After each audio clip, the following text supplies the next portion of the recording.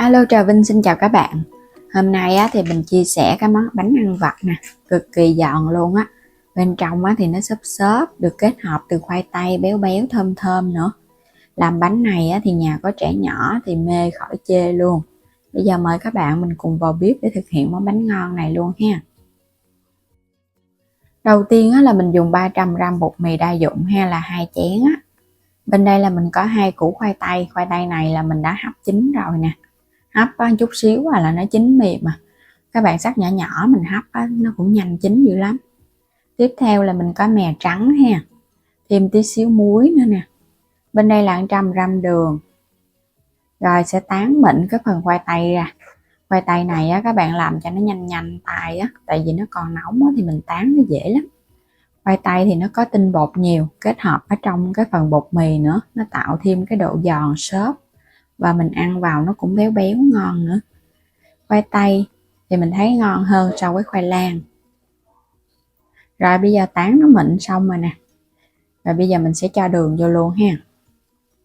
Cho hết 100g đường là khoảng 5 muỗng á. Thêm muối vô luôn nè.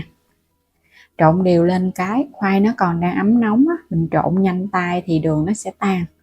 Có đường vô thì cái bánh của mình nó ngọt ngọt, nhưng mà cái lượng đường này mình cho không có nhiều đâu nên là ngọt vừa. Rồi bây giờ đường nó cũng tan hết rồi nè, nó quyện đều vào trong khoai rồi đó. Thì mình thấy khoai nó hơi mềm ra một chút. Các bạn sẽ cho cái phần bột mì vô. Bột mì đa dụng hay là bột mì ngang cũng được. Thì có bột mì nào các bạn dùng bột mì đó ha. Cái loại đa dụng thì mình thấy nó thông dụng hơn nên là dễ mua. Còn bột mì ngang thì các bạn mua lẻ theo ký ngoài chợ cũng có nữa. Trộn đều.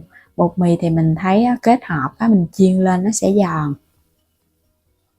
Tiếp theo thì mình sẽ cho vào đây khoảng 200ml nước, nhưng mà các bạn cho vô từ từ thôi. Tại vì cái khoai mà các bạn hấp lên có khi nó còn ướt và nó có khi nó khô, nên là mình cho từ từ. Cái lượng nước cũng không có chính xác lắm đâu. Còn mà thích nó béo hơn thì các bạn cho sữa tươi không đường cũng ngon nữa nha. Tại vì mình thấy món chiên rồi, kết hợp thêm sữa tươi nữa sợ nó béo quá, nên là mình cho thêm nước. Làm vậy thì mình ăn nó cũng bớt ngán hơn, tại kết hợp với dầu chiên đó. Trộn cho nó phủ đều, không có còn bột khô nữa là nó được à. Đây phần bột mình trộn mình thấy nó ẩm vậy nè, không có thấy bột khô á. Chứ các bạn đừng có trộn cho nó ướt quá là một chút nữa nó nhão nhạt là mình làm khó lắm nha. Dùng tay sẽ nhồi. Bột lúc này nó mềm, nó mịn lắm, nó ẩm tay chứ nó không có bị khô cứng đâu. Vậy thì các bạn chiên ra cái bánh của mình nó mới giòn xốp. Còn các bạn làm mà nó khô quá chiên ra nó bị cứng á. Ở trong kênh mình có bán thêm các sản phẩm liên kết với Shopee á, thì mời các bạn bấm vào phần mô tả video chọn mua ủng hộ mình ha. Đậy lại chờ 15 phút cho nó nghỉ. Rồi bây giờ quay trở lại. Không cần phải để lâu đâu, 15 phút là được rồi. Các bạn sẽ lấy cái khối bột ra để mình tạo hình luôn. Bột nó ẩm mềm. Cho lên chút xíu bột mì khô nữa ha, để mình dễ cán ra đó. Có thể gập nó lại một chút xíu. Các bạn có thể cán mỏng rồi mình cắt sợi ra cho nó dễ, hoặc là mình xe bằng cái tay luôn, khỏi cần cán cũng được. Làm cách nào thấy tiện thì cứ làm ha. Cán thì mình cắt sợi, còn xe tay thì nó sẽ ra sợi nhưng mà nó đều hơn cắt, mà nó lâu hơn á. Nhớ phủ thêm bột khô thì mình cán nó mới dễ, nó không có bị dính và nó không có bị co bột đó. Khoai tây thì các bạn làm không mình chiên không ăn nó dễ bị sạc mà nó mềm lắm. Rồi bây giờ mình sẽ cắt nè. Còn kết hợp với bột kiểu này các bạn để cả ngày luôn, nó vẫn giòn ngon. Ngon hơn so với mình ăn khoai lang nhúng bột chiên, và ngon hơn các bạn ăn khoai tây mà mình chiên xù. Quét lên trên cái mặt này một ít nước đi để cho nó bám mè ha. Hồi nãy đáng lẽ là lúc đầu mình sẽ phủ mè luôn á, khỏi cần phải phủ nhiều bột khô, nhưng mà hồi nãy là để mè ăn bên cái quên, cho nên là bây giờ phải quét nước nè. Phủ bột khô hơi nhiều á, nó không có bị bám mè. Rắc đều lên.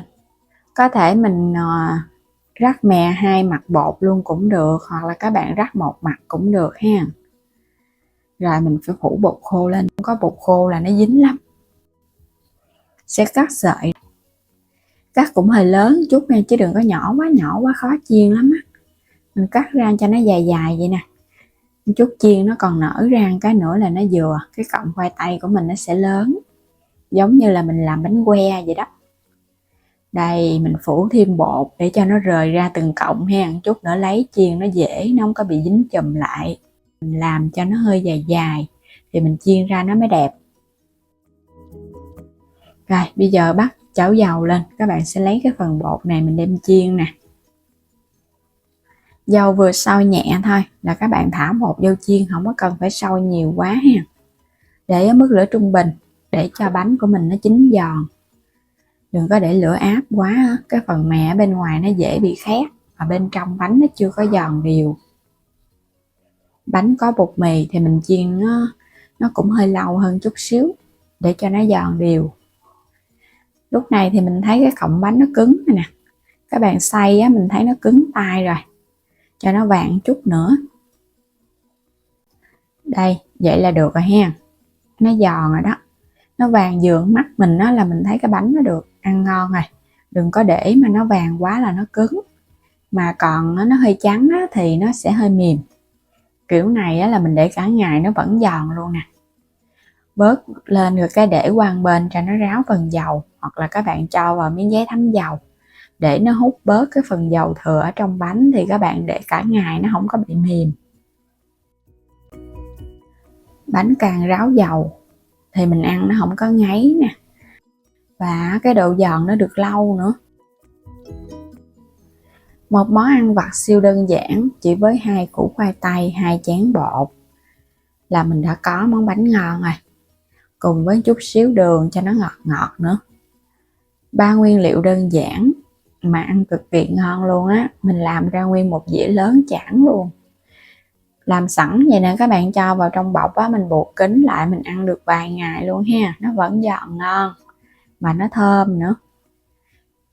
Đó, cái nào cũng giòn hết, bên trong thì xốp, bên ngoài thì giòn tan luôn á. Các bạn không có sợ là nó bị mềm đâu, chiên càng vàng là nó càng giòn. Thích giòn nhiều thì các bạn chiên vàng, còn thích mà nó giòn vừa thì chiên vậy nha. Ăn ngon lắm, người lớn và trẻ nhỏ gì mình thấy cũng thích hết á. Dễ ăn mà làm cũng không có khó nữa. Và bây giờ thì cảm ơn các bạn đã theo dõi hết video của mình ha. Nếu chưa đăng ký thì vui lòng đăng ký ủng hộ kênh Alo Trà Vinh và Alo Trà Vinh 2 của mình. Và có mua thêm các sản phẩm đó, thì các bạn bấm vào phần mô tả video ha, xem thêm và mua ủng hộ mình. Bây giờ thì xin chào tạm biệt, hẹn gặp lại các bạn ở những video tiếp theo.